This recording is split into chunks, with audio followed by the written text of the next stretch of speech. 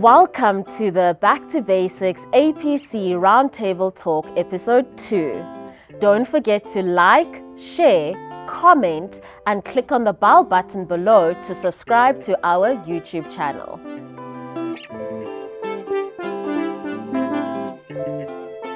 Welcome back, guys. We're back at it again. I'm excited to have you in studio.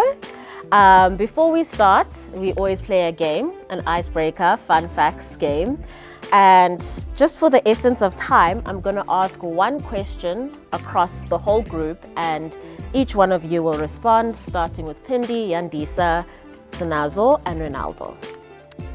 Okay, so I'm feeling a bit deep and nostalgic, and I really want to understand and get to know you guys, not behind a Teams meeting or Google Meet meeting, but, you know, in person, just your personalities. So my first question to you guys that I want to find out, and I'm sure the viewers want to know, is what would you like to be known or remembered for, and why? Jeez, you were not joking when you said that's deep. And I'm first to go, at least the others get some time to think. What would I like to be remembered for? Leaving a legacy of some sort. Yeah. And why? And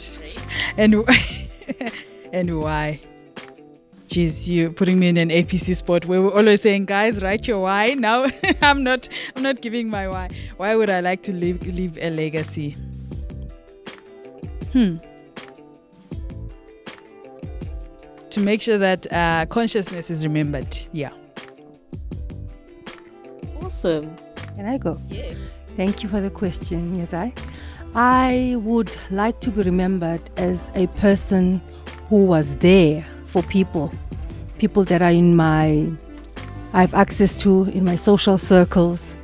I would like to be remembered as someone who has made a tangible contribution in the betterment, improvement of people's lives. What I do on a personal level is I give a lot.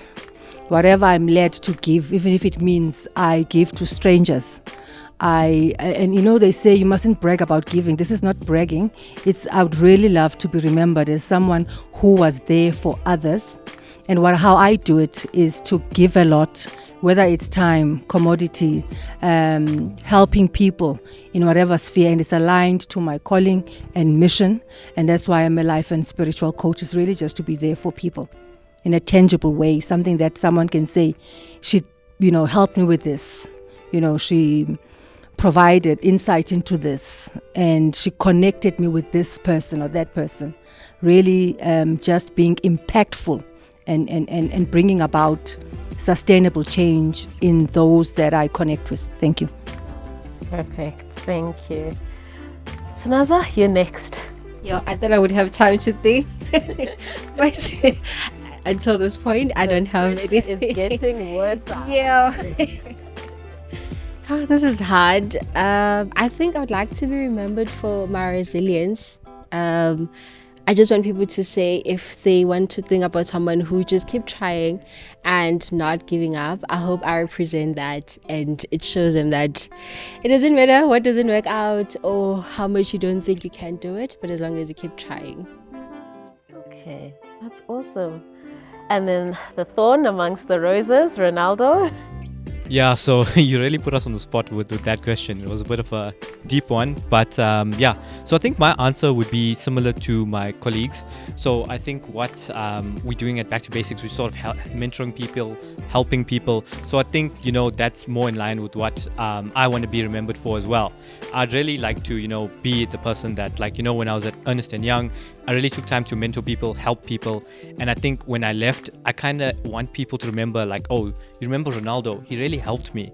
And, that's the sort of legacy I want to leave. Someone who helps someone who mentors the next generation of CAs, because we obviously expect them to be better than us now. And then we want them in their capacity as a CA to add value in whatever role they're doing. So I think just helping people get there, that's what I would like to be remembered for. Wow, that's really, really awesome. Yo, the pressure is getting worse. never mind the English. This leads me to the topic of the day, comprehension. So, Pindi, I'm going to start off with you, the Back to Basics founder. What are the issues that you've come across during your script reviews in relation to comprehension, diction, and English? Just to also give you a bit of context, like a lot of people who are not English spoken do have a problem, translating their home language into English. For example, one would be like, I think in Afrikaans, or I think in Zulu first, and then now I have to go write an 8-hour paper in English, so that's a huge issue that many people face, and we sometimes tend to undermine it. But other than that, we're just speaking on that from a broader perspective, moving on to comprehension as well. But sorry, Pindi, for stealing the limelight a bit, but if you could answer the question, what are the most common issues that you've identified in your script reviews in relation to that, please let me know. Thank you for that question, Yatani. I'm burning to answer it because every time I'm like, okay, guys, do you understand what it is? Firstly, that the question is asking and what you are writing. So what we've seen from script reviews, just by me reviewing a script, sometimes I won't even read the task that's been asked or the pre-release or the IOD. I just read the script and I'm like, this person doesn't seem like they understood what they were writing. And then when I sit with someone in a script review session, and we're now going through the script and we're going through the IOD, we're going through the pre-release, someone will be like, I literally never saw that, I never read it that way at all. So there's this shock wherein they're like, what paper was I reading? So there is an issue with comprehension, and I've also pinpointed it down to presence as well. There's the English issue, but there's also presence when you're writing in the exam. When following from last week's chat about anxiety, that Yandisa was giving us tips about when you let anxiety and fear take over to like very high levels, you stop being able to comprehend what's there. It's like you are not even reading a task that's there. You will even respond to something that's completely different. Most of the time, the response we get from candidates is like, who was writing this paper? I don't think this is me. So presence is an issue that builds onto comprehension. That's one thing that I've noticed as well. And Pindi, would you say that language barrier that I mentioned is also a contributing factor to someone really understanding the required and what they're asking on the day? So this is my point of view. I'd just like to make sure that that's out there. My point of view doesn't mean it's right. I don't think that is the main issue, because if we look at it, someone passed English. Most of the guys that are studying CAs are the ones that got like distinctions. So they're quite good in English. They got at worst a 5 in English back when they were studying. And also you wrote English throughout the time in varsity, and you responded in English. Yes, mostly it was cramming the standards, cramming the text legislation and just vomiting it out, but it was English. And you also write ITC, which is in English. So I almost struggle to pinpoint the issue to English, but more to that letting anxiety get over you, that lack of presence. Most of the time when we sit, I know it's Nazo we're discussing, where we're like, after we sit with them one-on-one, they're like, oh my word, I now get it, I understand, I'm gonna read more. That's always the response we get. I'm gonna read more, I'm gonna understand more. Most of them are not saying, oh, Ishma, English is a problem, I need English lessons. So that's, I think, a place where I sometimes beg to differ, that is an issue. Okay, I see, Yandisa, you had a comment to add on to what Pindi was saying. Thank you, Nyazani.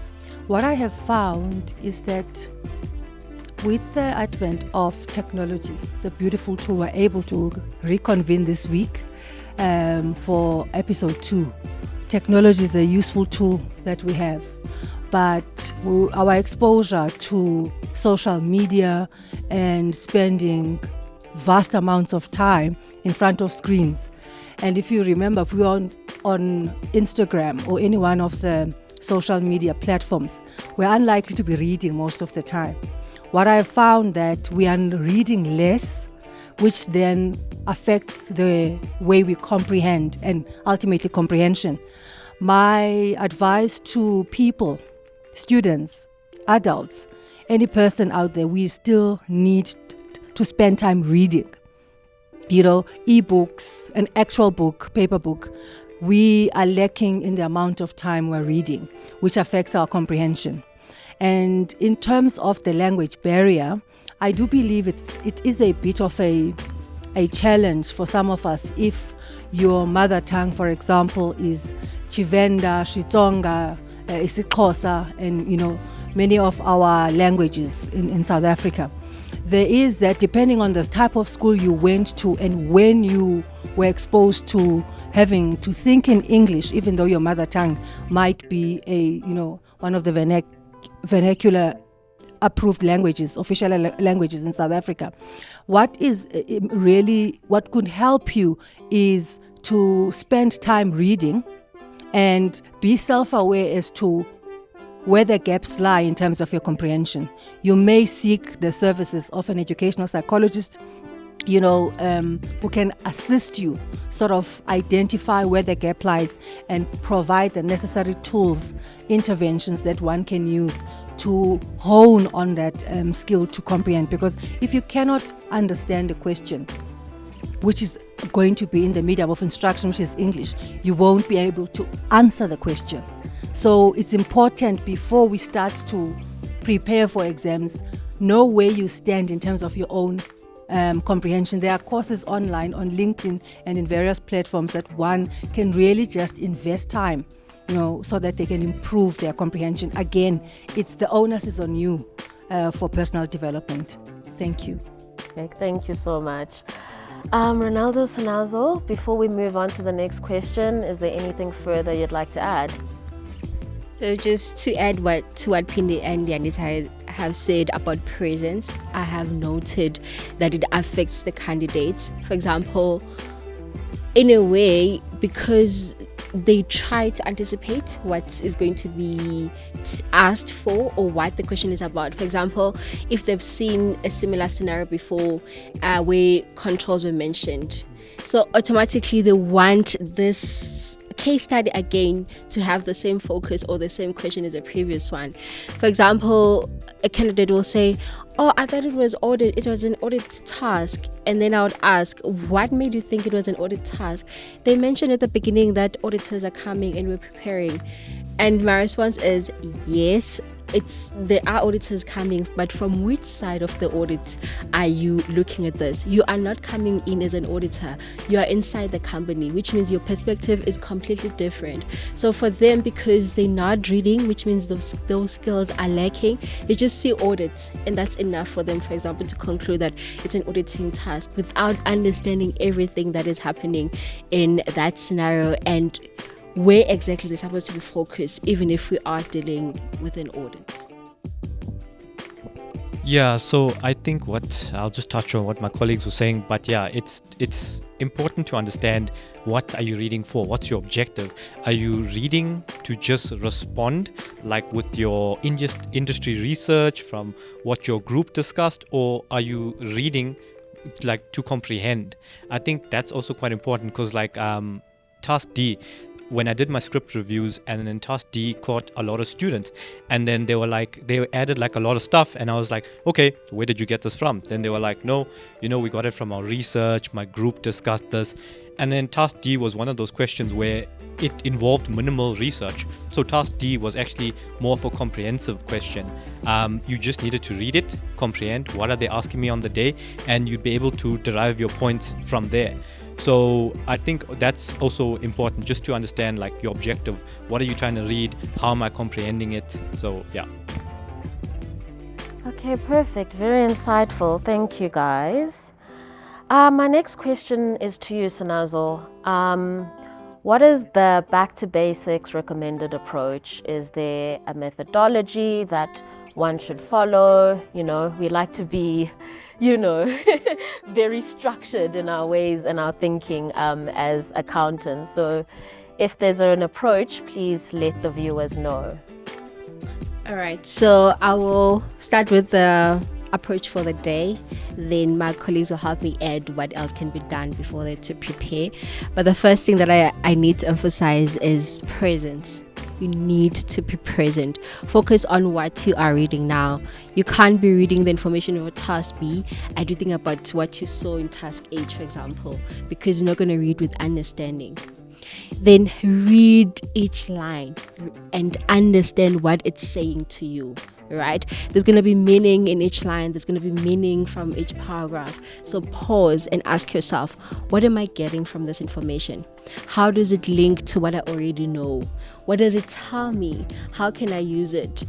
Because we always say that if you read an entire paragraph and you don't think you can get a point out of that or points, something is missing. You have not understood the information. Each sentence there is provided for a reason. That information is useful. It takes a lot of time to develop a paper. So all the details that they give you, they're connected to what you already know about the company. They are critical for you to be able to produce the expected answer. So while you are reading, you need to read and then ask yourself, what does it say? How can I use this? How does it connect to the bigger picture? So we recommend that because we know that when we have discussions with the candidates, like, yo, how are you coming with 10 points? How long did it take for you to get to this point? And we tell them it's practice. You need to practice being present. Read with understanding. The way we read for APC can never be the same as we read magazines. Okay, because like a story, oh nice, they're getting married, they do pass. But you can't get that, you can't do that with APC. APC, if they say getting married, like, wait, this person was in the board structure that they gave me. So if they're saying they're getting married, I need to connect it to the task. So that's what we recommend. Perfect. And does anyone have anything further to add? Yes, so I know every time I do script reviews and someone is like, oh my word, was I even there?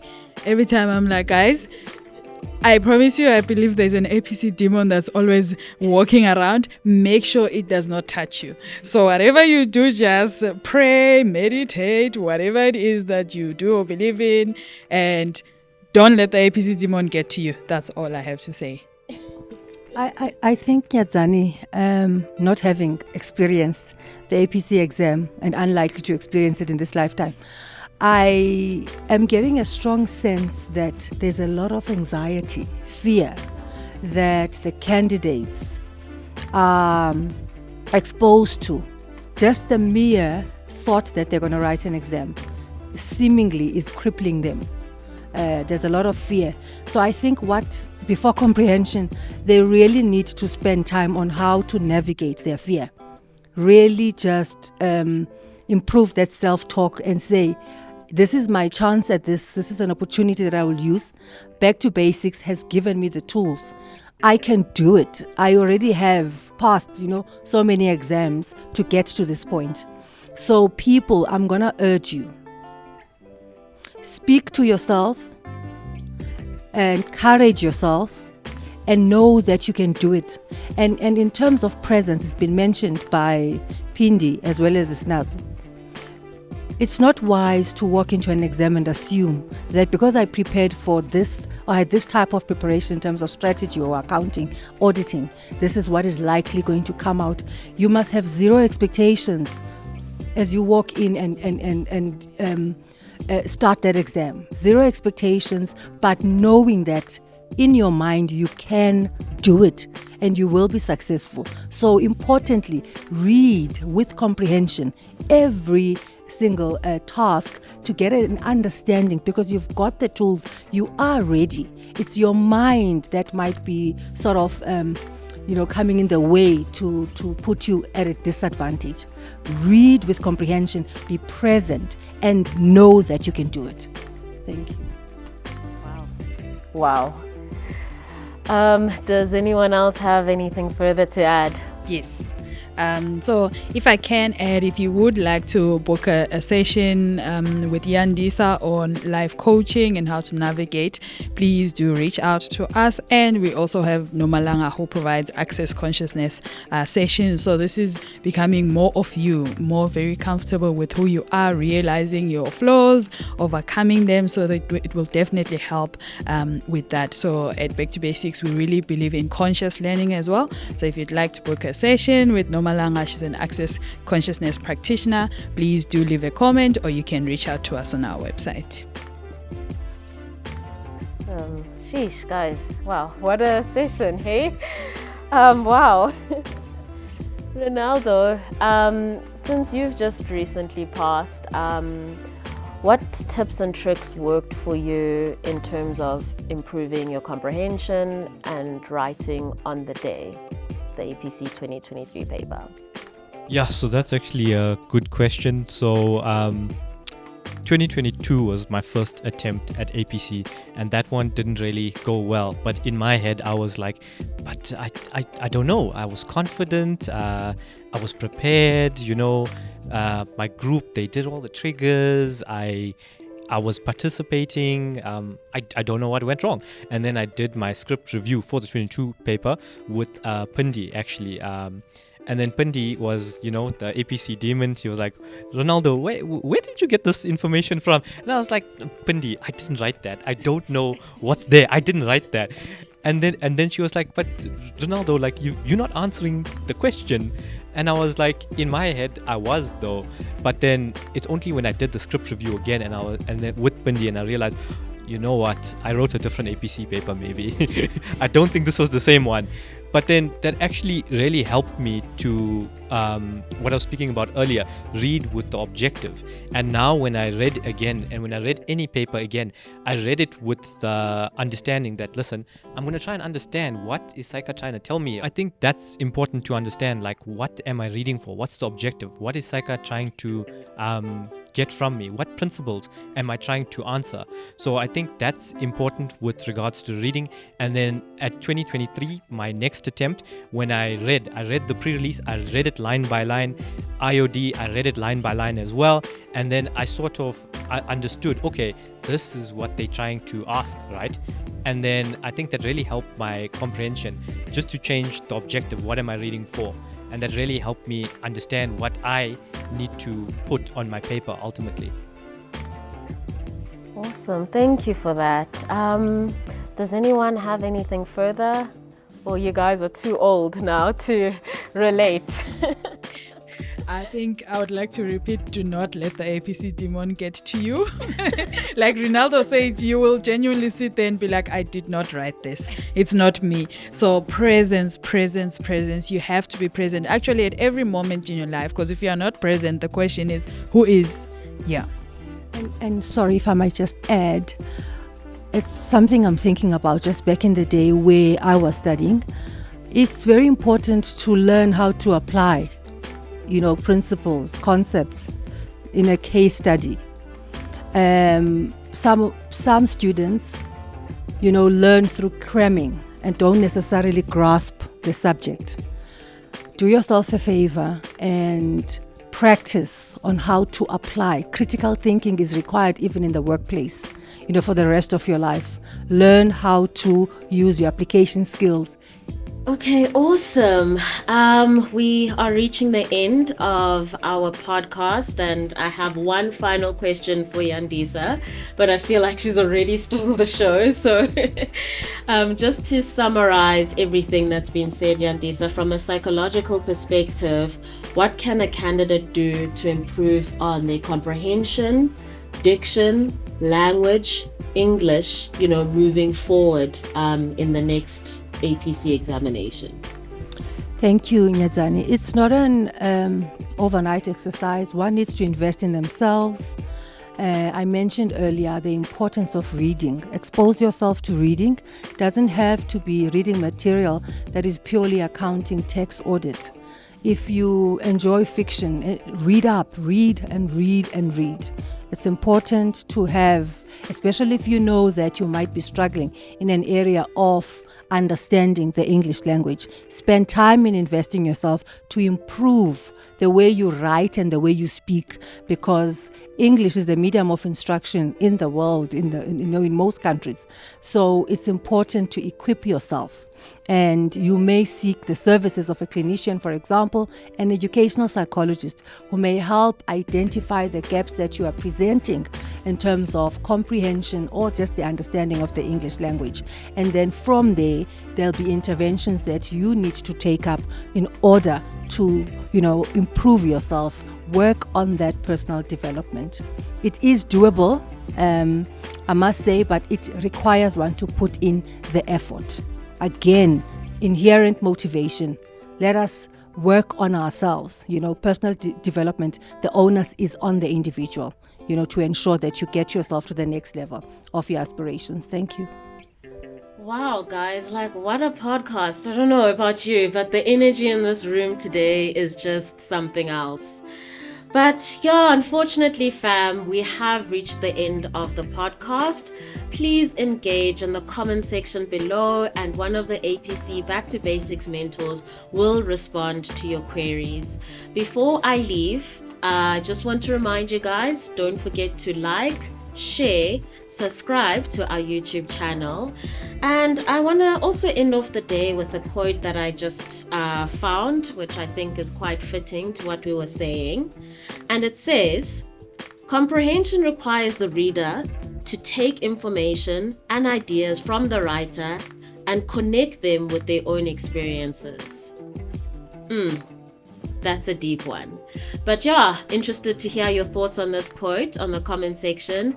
Thank you for tuning in. See you next time. Bye-bye.